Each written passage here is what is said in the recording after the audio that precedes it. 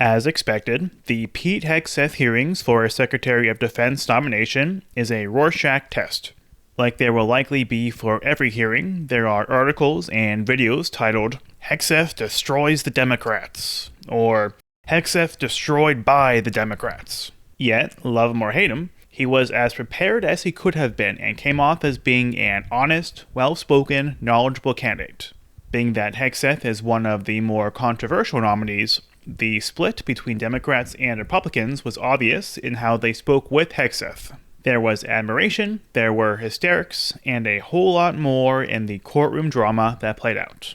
But before the senators were given a chance to speak with him, Hegseth gave an opening statement that was clear and detailed.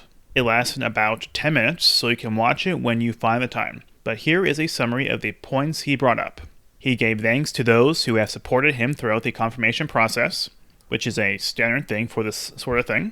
He stated how he promised Trump that he will bring back the warrior culture to the department. He addressed issues with personnel, including recruitment, retention, and readiness of service members, as well as accountability of all within the military, budgetary concerns, business relationships, international military and national security strategy, which he stated will be led under the banner of peace through strength. Plans to not play down political lines, his personal experience serving in the military, how his differences in qualifications to former defense secretary nominees does not make him any less of a candidate, and lastly, he touched on his leadership experience and philosophy. Interestingly, Hegseth did not discuss any of the controversies that have surrounded him in recent weeks. The chair started off the next phase of the hearing by asking him to speak on his alleged party boy reckless past. You and your family have endured criticism of your nomination since it was announced in November. Let's get into this allegation about sexual assault, inappropriate workplace behavior, alcohol abuse, and financial mismanagement during your time as a nonprofit executive. I should note that the majority of these have come from anonymous sources in liberal media publications. But I want to give you an opportunity to respond to these allegations, sir. Mr. Chairman, thank you for that opportunity. You are correct. We undertook this responsibility with an obligation to the troops to do right by them for our warfighters. And what became very evident to us from the beginning, there was a coordinated smear campaign orchestrated in the media against us. That was clear from moment one. And what we knew is that it wasn't about me. Most of it was about President Donald Trump, who's had to endure the very same thing for much longer amounts of time. And he endured it in incredibly strong ways. So we, in some ways, knew it was coming. We didn't understand the depth of the dishonesty that would come with it. Throughout his opening statement, several minor protests erupted, but the provocateurs were quickly taken out. In the face of this, he kept moving along without appearing diverted. After all of this, the senators got their turns with it.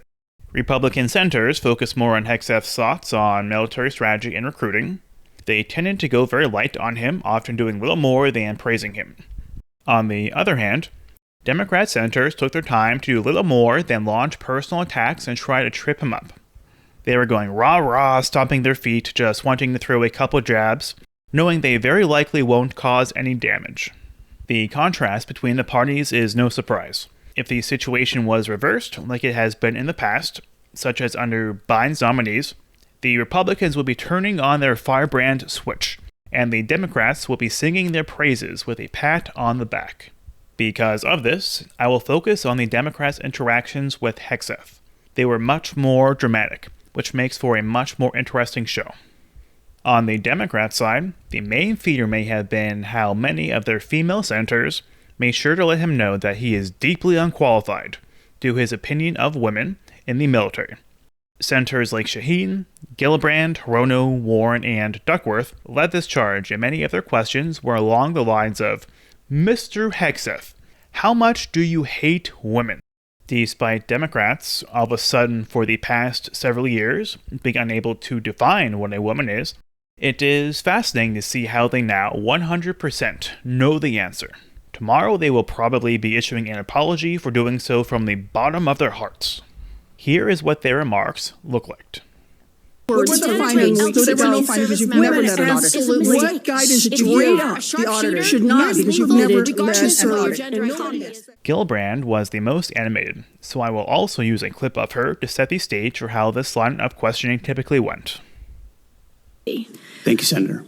I have many concerns about your record, and particularly your public statements, because they are so hurtful to the men and women who are currently serving in the U.S. military, harmful to morale, harmful to good order and discipline.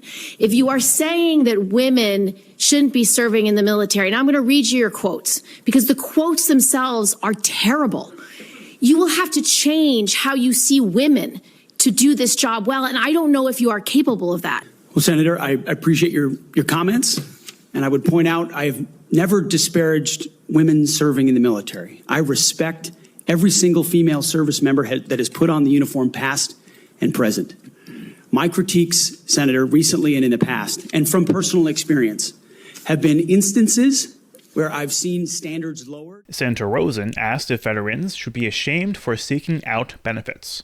Hegseth began his response by saying it is wrong for the bureaucracy to take so long to give them their benefits, before being cut off by the senator, who completely lied about his response when she then says, "I'm going to take that as a yes." Do you believe that veterans should be ashamed for having sought and obtained the benefits that they have earned? Do you think veterans should be ashamed to seek out benefits? Senator, I think Yes or we no? should be ashamed as a nation of the amount of veterans that commit You think suicide veterans because they hit a brick should be wall. ashamed? They commit suicide because they hit a brick wall of the bureaucracy of the VA. I'm going to take that and as a reformers yes. are not. In an odd line of questioning, Senator Hirono asked Hegseth if he will resign if he sips a drop of alcohol while appointed to the head of the DoD. Said in your opening statement, Mr. Hegseth, you commit to holding leaders accountable at all levels. That includes you, of course. And frankly, as Secretary, you will be on the job 24/7. You recently promised some of my Republican colleagues that you stopped drinking and won't drink if confirmed, correct? Absolutely. Will you resign as Secretary of Defense if you drink on the job, which is a 24/7 position? I've made this commitment on behalf of Will the you men and women I'm resign serving. as Secretary of Defense I've if made this you commitment drink on on the behalf job? of the men and women I'm serving. I'm not because it's the hearing- most important deployment I'm not of my hearing an life. answer to my question, so I'm going to move on.